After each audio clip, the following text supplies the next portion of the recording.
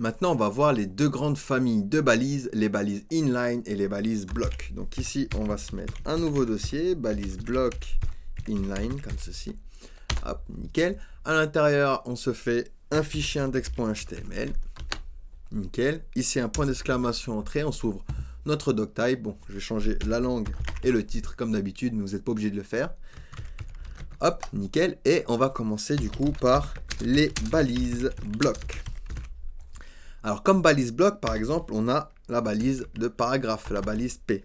Donc ici, je peux faire « je suis du texte ».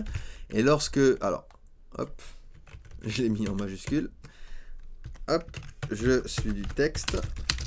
Et lorsque, du coup, je vais dupliquer ma ligne, je vais faire un Alt-Maj flèche du bas, comme ça. Donc ici, je vais faire un clic droit Open with Live Server. Hop, nickel. Ah, j'ai fait une petite faute ici. Et bien, vous voyez...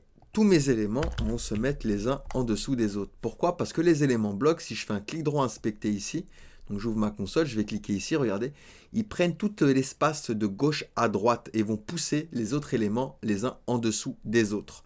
Donc en élément bloc, vous avez par exemple la balise P, donc la balise paragraphe, mais vous avez également la div, d'accord? Donc le raccourci émettre également pour toutes les balises HTML, vous mettez simplement le nom de la balise, vous appuyez entrée et ça vous met directement la balise ouvrante et la balise fermante, d'accord? Donc on a la section aussi qui est une balise du coup bloc, on a article qui est là une balise bloc également, on a aside qui est une balise également bloc, on a main qui est une balise également bloc, on a footer qui est une balise bloc, nav, header, d'accord? Tout ça, ce sont des balises bloc, donc des balises qui prennent tout l'espace de gauche à droite et qui vont pousser les autres éléments les uns en dessous des autres. Donc si ici, hop, je tape sur Google par exemple, liste éléments bloc HTML, donc vous allez sur la doc de MDN, d'accord? C'est la meilleure doc pour le développement web.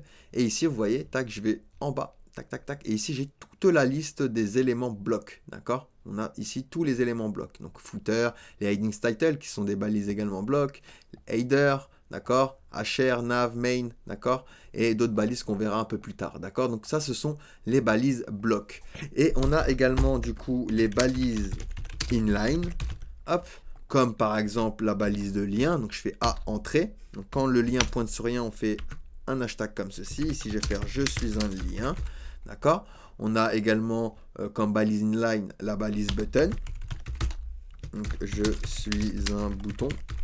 On a également la balise label, donc on verra la balise label quand on parlera des formulaires, d'accord? Donc ici je peux faire je suis un label, comme ceci par exemple, et input. D'accord, ça ce sont des balises inline.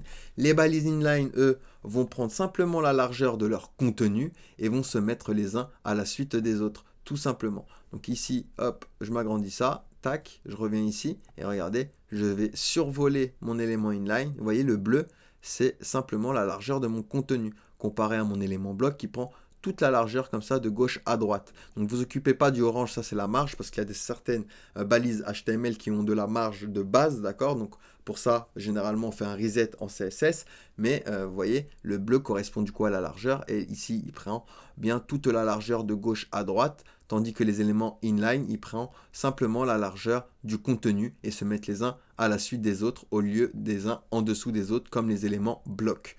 Donc pareil, hein, si vous venez ici, tac, ici, on va faire liste éléments inline HTML.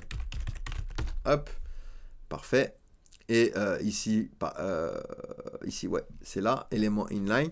Tac, vous allez en bas, tac, tac, tac. Et ici, vous avez tous les éléments inline, d'accord? Donc le A qu'on a vu pour intégrer un lien, code, site, l'objet canvas qu'on parlera un peu plus tard, d'accord, IMG pour intégrer une image, d'accord, il y a vraiment du coup là toute la liste des éléments inline. Donc à retenir, les éléments inline prennent simplement la largeur de leur contenu et poussent les éléments les uns à la suite des autres, d'accord, vu qu'ils ont que la largeur de leur contenu, et les balises blocs prennent toute la largeur disponible de gauche à droite et poussent les autres éléments les uns en dessous des autres. Donc voilà pour les éléments blocs et inline. Allez, on passe à la suite.